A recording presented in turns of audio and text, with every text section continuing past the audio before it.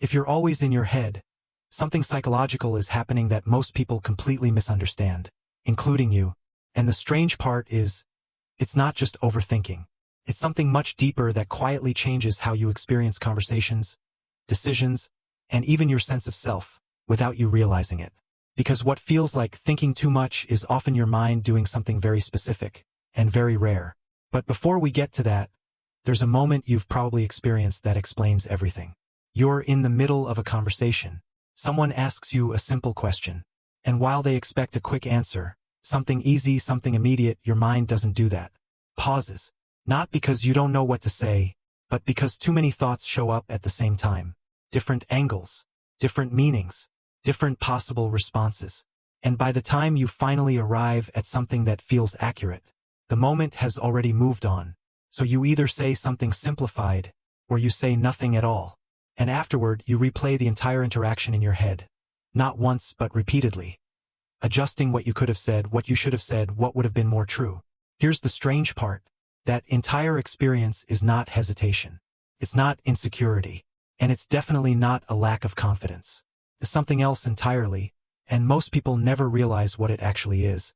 But before we break that down, you need to understand one thing, because this is where almost everyone gets it wrong. The world you're interacting with operates on speed. Quick responses, immediate clarity, surface-level decisions. And people who can move fast through thoughts are rewarded for it. Socially, professionally, even psychologically. But your mind doesn't operate like that. And this is where things start to get interesting, because when you're always in your head, your mind isn't moving slower than others.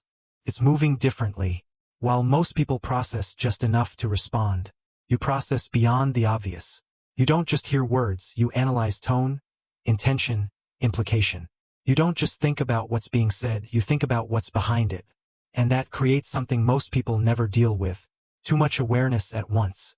And here's where the situation quietly flips, because the very thing that makes you feel stuck in your head is the same thing that gives you a level of depth most people never reach. But there's a cost. And this is the part nobody really explains. When your mind constantly goes deeper than the moment requires, it creates a gap. A gap between what's happening externally and what you're experiencing internally. And that gap can feel disorienting. Have you ever noticed this? You're physically present somewhere, but mentally you're layers deeper than everyone else.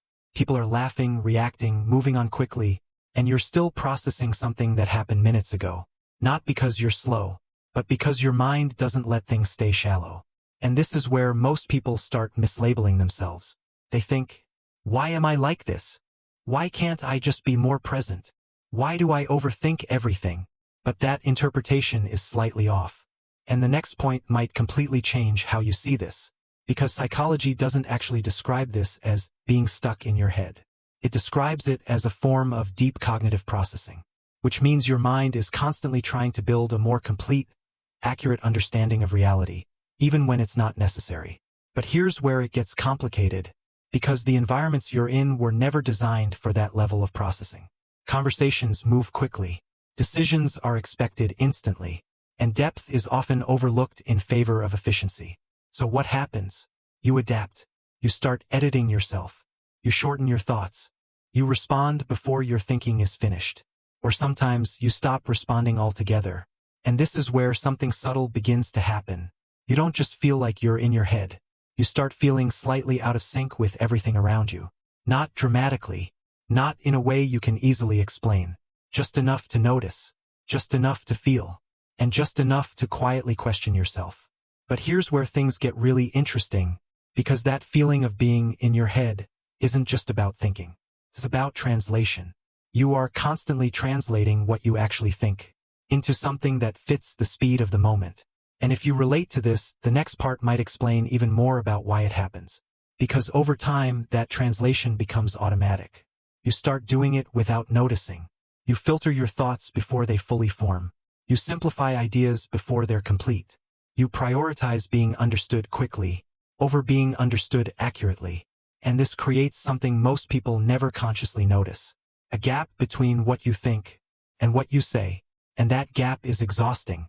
Not because thinking is tiring, but because you're constantly managing the difference between depth and speed. But here's the part most people completely miss. That exhaustion you feel, It's not coming from thinking too much. It's coming from thinking deeply in environments that only reward surface-level processing. And this leads to something even more important. Because once you start believing that being in your head is a flaw, you begin to manage it like a problem. You try to think less. You try to respond faster.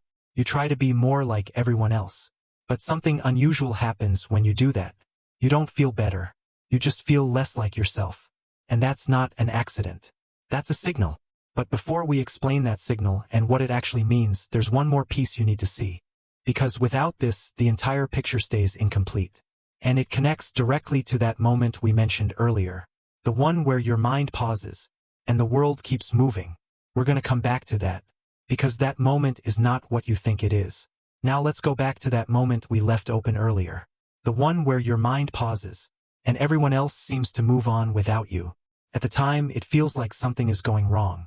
Like your brain is lagging behind. Like you're missing something obvious that everyone else is catching instantly. But here's the truth most people never realize. That pause is not a delay. It's a divergence. Your mind isn't failing to keep up. It's choosing a different path entirely. While most people move toward the fastest available answer, your mind moves toward the most accurate one. And those two things are almost never the same. Here's where it gets really interesting, because speed creates the illusion of clarity. When someone answers quickly, it feels like they understand. Feels like certainty. But fast answers are usually built on incomplete processing. They prioritize closure over correctness. Your mind doesn't do that. And that's exactly why it pauses. Because instead of grabbing the first available thought, keeps going, checks, questions, connects things most people don't even notice. And in that extra layer of processing, something important happens. You start seeing multiple versions of reality at the same time. Not just what's being said, but what could be meant. Not just what's happening, but what it could lead to. And that creates a kind of internal complexity that doesn't translate well into fast environments. Which brings us to something most people completely miss. The reason you feel stuck in your head isn't because you think too much. It's because your thoughts don't collapse easily. Most people's thinking is linear. They move from point A to point B and stop. Your thinking is layered. You move from point A to B to C, and then back to A from a different angle. And before you settle on anything, you want it to make sense completely. But the world rarely waits for complete sense. And this is where the friction begins. Have you ever noticed how often you understand something after the moment has passed? A conversation ends, and suddenly your thoughts become clear. The perfect response appears. The accurate explanation forms effortlessly. And you think, that's what I should have said. But here's the strange part. That clarity didn't suddenly appear out of nowhere. Your mind was building it the entire time. It just wasn't finished yet. And this is the exact point we hinted at in the beginning. That overthinking you've been blaming yourself for is actually delayed clarity. Your mind prioritizes depth over immediacy, and depth takes time. But here's where things quietly flip again.